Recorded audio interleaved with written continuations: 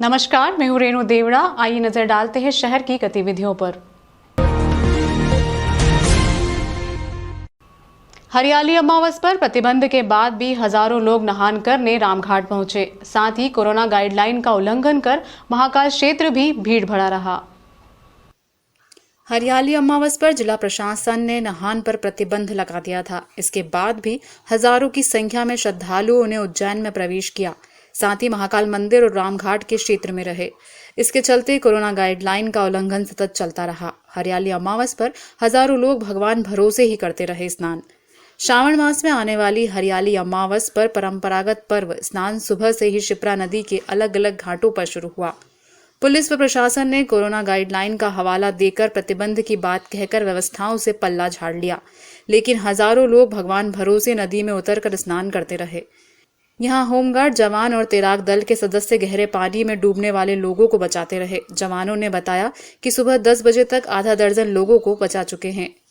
इधर से पूरे इधर बचाने वाले पर किसी कैपेसिटी थोड़ी के अंदर जाके जब तक तो बैठ गए तीनों अंदर, नहीं तो ये गए अंदर तो पैर पकड़ डूबने। आपने तैरने की कोशिश करी तो सीधा अंदर चले गए।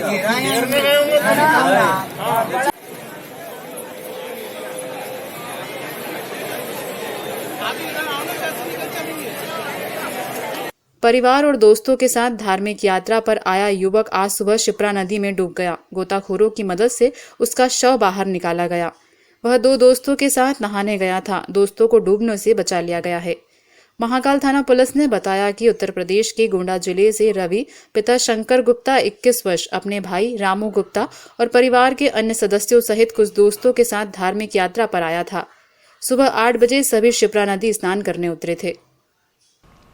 रविवार को फिर रामघाट पर डूबने से 2 युवकों की मृत्यु हो गई। घंटों की मशक्कत के बाद शव को नदी से निकाला गया। सीएसपी पल्लवी शुक्ला पहुंची मौका स्थल पर। स्थानीय प्रशासन की नाकामी के चलते रविवार को फिर रामघाट के आगे पारदेश्वर शिवलिंग मंदिर के पास गुरुद्वारे के सामने नहान के दौरान एक युवक की डूबने से मृत्यु हो गई। घंटों मशक्कत के बाद मां शिप्रा तैराक दल एवं होमगार्ड द्वारा शव को बाहर निकाला गया। उत्तर प्रदेश से सावन के महीने में बाबा महाकाल के दर्शन करने आए 10 लोगों के युवा ग्रुप में से 3 लोग रविवार सुबह पारदेश्वर महादेव मंदिर के नीचे घाट पर नहा रहे थे। नहान के दौरान गहरे पानी का अंदाजा नहीं होने पर तीनों युवक पानी में डूबने लगे। मां शिप्रा तैराक दल के सदस्यों एवं होमगार्ड द्वारा 2 युवकों को तो बचा लिया गया, लेकिन एक युवक रवि गुप्ता पिता शिव शंकर गुप्ता उम्र 22 साल निवासी उत्तर प्रदेश गहरे पानी में डूब गया। होमगार्ड एवं मां शिप्रा तैराक दल के सदस्यों द्वारा घंटों मेहनत के बाद शव को बाहर निकाला गया। घटनास्थल पर सीएसपी पल्लवी शुक्ला पहुंची तथा घटना की जानकारी ली। शव को तत्काल सीएसपी पल्लवी शुक्ला द्वारा ऑटो के माध्यम से जिला चिकित्सालय भेजा गया। संग में आए रिश्तेदार ने बताया कि वह दोस्तों के साथ उत्तर प्रदेश से महाकाल दर्शन हेतु आए थे तथा घाट पर नहान के दौरान यह घटना घटी। सीएसपी पल्लवी शुक्ला ने बताया कि गहरे पानी की जानकारी नहीं होती है, इसके कारण घटना हो जाती है। मां शिप्रा तैराक दल के सचिव संतोष सोलंकी ने बताया कि सावन का महीना होने के कारण घाटों पर युवाओं का आना ज्यादा हो रहा है। जानकारी नहीं होने के अभाव में घटना हो रही है। इसके कुछ युवा वगैरह मतलब अभी युवाओं का दौर चल रहा है। युवाओं ने जिस तरीके से महाकाल दर्शन करने अभी आ रहे हैं श्रद्धालु बाहर से, उस तरीके से देखा जाए तो अभी नदी का पानी उन्हें पता नहीं है कितना है और 3 श्रद्धालु इसमें डूब रहे थे। 2 श्रद्धालु को बचा चुके हैं और 1 श्रद्धालु चला जाए। इसकी जानकारी मिलती है, हम लोगों ने इसकी व्यवस्था आगे भी की, उसको तुरंत निकाल कर जिला अस्पताल पहुँचाया गया। गोंडा से 3 लोग नहा रहे थे। 2 लोगों की तो जान बचा ली गई है तैराक दल द्वारा। एक की स्वास्थ्य बिगड़ा है, जिसको भी हमने अस्पताल रवाना कर दिया। मैडम, ये दूसरी तीसरी घटना है हफ्ते की, किस तरह की व्यवस्था है, क्या कमियां यहाँ आ रही है? नहीं, बिल्कुल कमियां तो कुछ नहीं है। हम लोगों को थोड़ी सी समझाइश और जागरूकता देंगे कि वो लोग इतनी ज्यादा अंदर जाके नहाए नहीं। उत्तर प्रदेश के युवक की एक की डूबने से मौत हुई। यहाँ हम आपको बता दें कुल 3 युवक थे, 3 डूबने लगे थे, तो इसमें से एक की जान बचा ली गई थी। लेकिन इसके कुछ ही 1 घंटे बाद इंदौर निवासी ब्रजेश विश्वकर्मा बहन और जीजा के साथ रामघाट पर नहाने आया था। पैर फिसलने के कारण वह गहरे पानी में चला गया। बचाव बचाव की चिल्लाने की आवाज के बाद तैराक दल के सदस्य नदी में से बचाने के लिए कूदे। यहाँ उसे बाहर निकाला, लेकिन उसकी जान नहीं बचा पाए। ऐसे में कुल मिलाकर आज शिप्रा नदी में कुल 2 लोगों की डूबने से मौत हो गई। लगातार घटना के बाद पुलिस प्रशासन ने यहाँ सख्ती कर दी और घाट पर से भीड़ को हटाने का काम शुरू किया। विश्व प्रसिद्ध काल भैरव मंदिर पर अव्यवस्थाओं का अंबार लगा हुआ है और यहां पर प्रशासन द्वारा कोविड-19 की गाइडलाइन की उड़ाई जा रही है धज्जियां। विश्व प्रसिद्ध काल भैरव मंदिर पर अव्यवस्थाओं का अंबार लगा हुआ है और प्रशासन द्वारा कोविड-19 की गाइडलाइन की धज्जियां उड़ाई जा रही है। काल भैरव मंदिर विश्व प्रसिद्ध है, जहां पर देश विदेश से दर्शनार्थी दर्शन करने आते हैं, लेकिन प्रशासन द्वारा यहां पर किसी भी प्रकार की कोई व्यवस्था नहीं की गई है। काल भैरव मंदिर पर प्रशासन द्वारा कोविड-19 को देखते हुए कोई भी गाइडलाइन का पालन नहीं करवाया जा रहा है। ना तो सोशल डिस्टेंसिंग का पालन कराया जा रहा है, ना ही दर्शनार्थियों से मास्क लगाने के लिए कहा जा रहा है। दर्शनार्थियों को काफी मशक्कत दर्शन करने के लिए करनी पड़ रही है।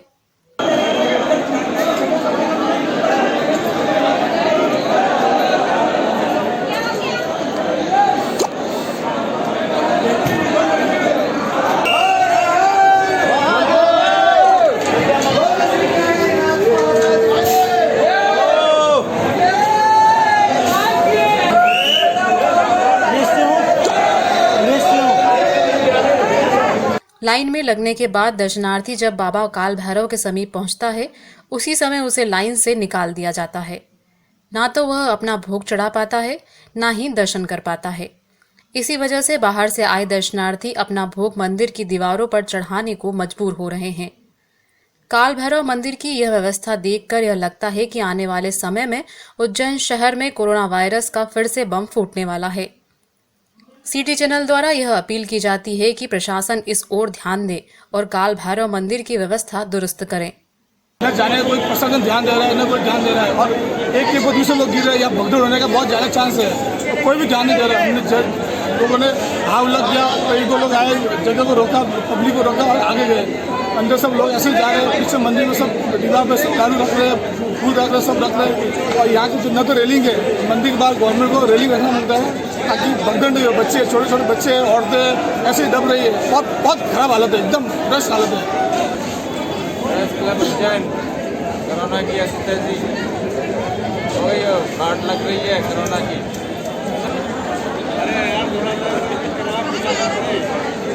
थोड़ा भीड़ को कम करे, सही से लाइन का सिक्वेंसली लाए जो कोरोना के लिए हो सके।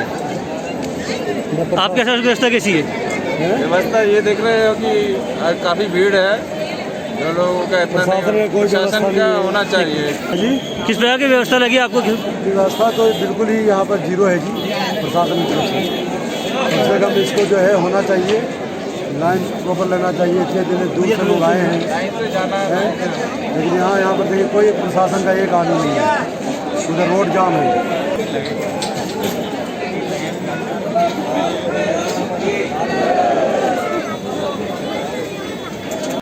प्रदेश भर के महाविद्यालय और विश्वविद्यालय के विद्यार्थियों के लिए उच्च शिक्षा मंत्री डॉक्टर मोहन यादव ने दी सौगात। जो विद्यार्थी जून जुलाई में ओपन बुक प्रणाली में भाग नहीं ले सके, उन्हें एक और अवसर देते हुए अगस्त माह में परीक्षाएं ली जाएगी। प्रदेश के उच्च शिक्षा मंत्री व उज्जैन दक्षिण के विधायक डॉक्टर मोहन यादव ने रविवार को जानकारी देते हुए बताया कि उन्होंने प्रदेश भर के विश्वविद्यालय और महाविद्यालय के लगभग 18 लाख नियमित व स्वाध्याय छात्र सत्र 2021 के लिए परीक्षा में बैठना थे। कोरोना के कारण परीक्षा रद्द कर ओपन बुक प्रणाली से जून जुलाई में परीक्षा ली गई। इसके बाद भी यदि विद्यार्थी परीक्षा से वंचित रह गए तो उन्हें अगस्त माह में फिर से एक और अंतिम अवसर दिया जाएगा। प्रदेश भर के ऐसे सभी विद्यार्थियों से अपील है जो जून जुलाई माह की परीक्षा में शामिल नहीं हो पाए थे, वे अगस्त माह में होने वाली ओपन बुक प्रणाली में जरूर हिस्सा ले। के कारण से पूर्व में भी घोषित ओपन बुक परीक्षा प्रणाली के माध्यम से हमारी एक परीक्षा करा चुका है। इसी वर्ष हमने भी घोषणा की थी कि कोई कारण से विद्यार्थी जून जुलाई की अगर अब ओपन बुक परीक्षा प्रणाली में वो भाग नहीं ले पाते हैं तो उनको एक मौका हम और देने जा रहे हैं। उल्लेखनीय कि 21-22 की इस परीक्षा के संदर्भ में इस साल की 2021 की परीक्षा में एक अवसर अगस्त माह में हम और देने जा रहे हैं, लगभग 18 लाख विद्यार्थी रेगुलर और प्राइवेट सभी विश्वविद्यालय, महाविद्यालय, निजी विश्वविद्यालय में सम्मिलित हुए थे। मैं उम्मीद करता हूं कि ये जो एक अवसर और दे रहे हैं, इसके माध्यम से भावना इतनी है कि कोई भी विद्यार्थी का भविष्य खराब ना हो, परीक्षा के कारण से वो कोई कारण से नहीं दे पाया तो ये एक अवसर उनको और दे रहे हैं। उपयोग के दृष्टि से ये बहुत महत्व की परीक्षा है। इस परीक्षा को दे करके विद्यार्थी अपना भविष्य संवार सकते हैं।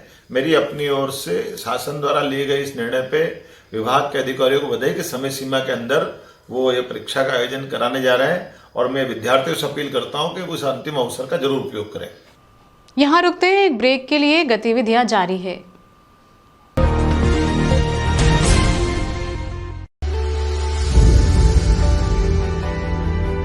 ओम गुरु कृपा राखी भंडार 21 वर्षों से अपनी सेवा दे रहा है। फैंसी राखियों का खजाना, क्वालिटी में मध्य प्रदेश नंबर 1 काउंटर। शहर में सबसे ज्यादा वैरायटी है। हमारे यहाँ एक से बढ़कर एक डिजाइनर रंगों में है फैंसी राखियाँ। बन्ना डोरी, स्टोन राखियाँ, मेटल स्टोन राखियाँ, वुडन वाली राखियाँ, चूड़ा राखियाँ, भैया भाभी की एंटिक जोड़ा राखियाँ, बच्चों की टेढ़ी राखियाँ, फुंदा राखियाँ, ब्राह्मण राखियाँ, फ्रेंडशिप डे राखियाँ, चंदन राखियाँ, रामा पैटर्न राखियाँ, गुजराती कड़े महिलाओं के लिए। इसके अलावा और भी कई प्रकार की राखियाँ हमारे यहाँ उपलब्ध है। हमारा पता ओम गुरु कृपा राखी भंडार, प्रकाश टॉकीज, नई सड़क, उज्जैन। Mobile number 9098858899 9424511811। आइएगा जरूर।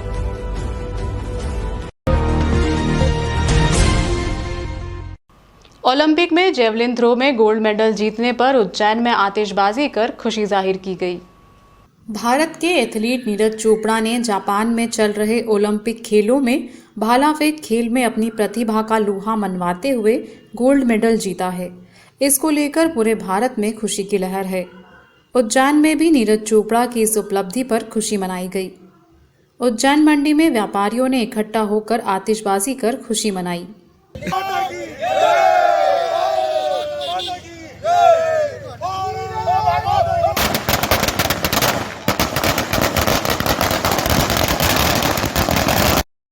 मंडी के व्यापारी संघ के पूर्व अध्यक्ष निमेश अग्रवाल ने बताया कि सालों बाद भारत को ओलंपिक में गोल्ड मेडल प्राप्त हुआ है, इसलिए खुशी मनाना बनता है। सबसे पहले तो हमारे बाबूलाल जी जैन साहब को मैं सर्वप्रथम पूरे व्यापारी एसोसिएशन की तरफ से, पूरे व्यापारियों की तरफ से मैं उनकी मृत आत्मा को शांति प्रदान करने के लिए श्रद्धांजलि देता हूं, मैं और मेरे पूरे परिवार की ओर से। दूसरा विषय ये है कि आज भारत को सर्वप्रथम गोल्ड मिला है और चोपड़ा जी को तो नीरज चोपड़ा को गोल्ड मिला है, तो उसके लिए हम लोग ये थोड़ा सब लोग मिलके इस चीज़ को एक उसमें मना रहे हैं। देवास रोड स्थित ऋषिनगर चौराहे पर बन रही मल्टी की परमिशन टीएनसीपी और नगर निगम ने निरस्त कर दी है। पूर्व पार्षद राजेंद्र कुमार ने सरकारी जमीन पर बन रही इस मल्टी की शिकायत की थी। बिल्डर पर नजूल का फर्जी अनापत्ति पत्र लगाकर टीएनसी से अनुमति लेने की यह शिकायत की गई थी। दरअसल शिकायतकर्ता राजेंद्र कुमार के अनुसार सरकारी जमीन पर यह मल्टी बनाई जा रही थी, जिसकी शिकायत मिलने पर पहले टीएनसी से अनुमति निरस्त की, उसके बाद नगर निगम ने भी भवन अनुज्ञा को निरस्त कर दिया। वहीं इस मामले में फर्जी दस्तावेज तैयार करने को लेकर लोकायुक्त और आर्थिक अपराध ब्यूरो में शिकायत भी दर्ज कराई गई है। देवास रोड स्थित तरणताल के सामने भूखंड क्रमांक 58/2 रकबा 2971.90 वर्ग मीटर भूमि बन रही है। मल्टी के निर्माण का कार्य अचानक रोक दिया गया। यहां सरकारी जमीन पर मल्टी तानने का फर्जीवाड़ा उजागर हुआ है।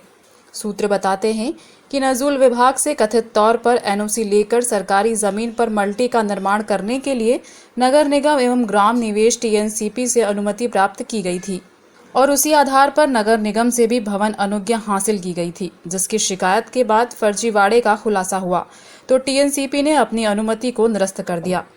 सूत्र बताते हैं कि मल्टी निर्माण के लिए महेश पलोड़ द्वारा टीएनसीपी से अनुमति के लिए आवेदन के साथ नजूल विभाग का अनापत्ति पत्र प्रस्तुत किया था। इसके बाद टीएनसीपी द्वारा अनुमति जारी कर दी थी।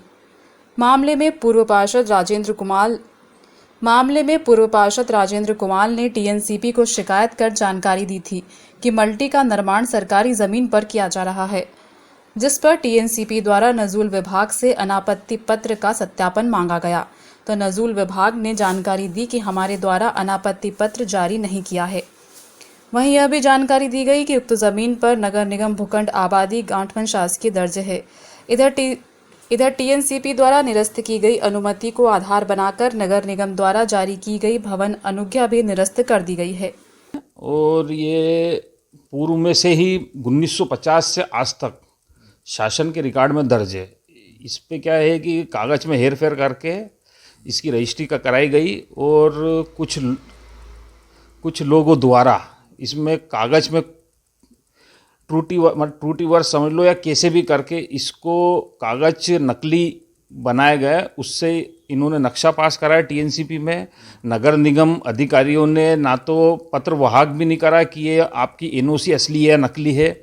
इसमें नकली एनओसी पेश करके परमिशन ली गई। नकली एनओसी पेश करके परमिशन ली गई। इसकी शिकायत संभायुक्त और लोकायुक्त में भी सबदूर की गई। क्या कार्रवाई हुई इसमें अभी तक तो टीएनसीपी ने नोटिस जारी करा है बस। उसकी जो परमिशन दी गई थी नगर निगम से वो नगर निगम ने अभी तक इसकी कोई परमिशन निरस्त नहीं करी, जबकि टीएनसीपी ने इसकी परमिशन निरस्त कर दी है। तो अभी निर्माण जो अगर हो रहा है तो ये गलत माना जाएगा? गलत है। कहाँ है ये भूमि, कहाँ है, कहाँ निर्माण? ये ऋषि नगर कान्नर पे है, पेट्रोल पंप के पास में, फ्रूट जोन के सामने।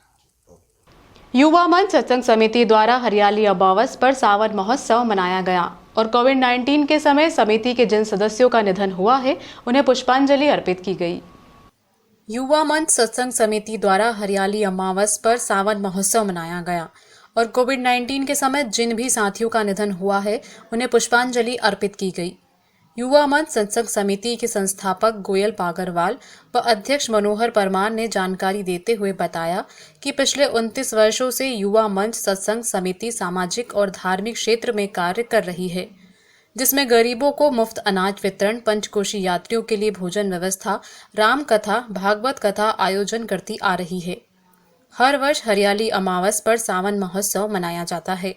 इस वर्ष भी सावन महोत्सव मनाया जा रहा है, जिसमें हीरा मिल परिसर स्थित हृदेश्वर महादेव मंदिर पर पूजन अर्चन कर भव्य श्रृंगार किया गया तथा संत श्री भगवान जी बापू के मुखारबिंद से सत्संग का आयोजन रखा गया।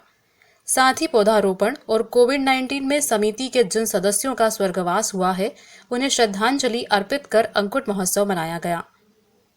इस मौके पर समिति के संस्थापक गोपाल बागरवाल, अध्यक्ष मनोहर परमार, उपाध्यक्ष महेश सुनाने, सचिव धनीराम रायकवार, कोषाध्यक्ष संतोष शर्मा, श्रीमती गीता रानी, कविता रायकवार, रीना कुशवाहा, रूप सिंह बुंदेला सहित पीना सेन, प्रकाश चित्तोड़ा, सरोज अग्रवाल, श्यामजी माहेश्वरी, सुरेश सोमानी आदि बड़ी संख्या में समिति के सदस्य मौजूद रहे।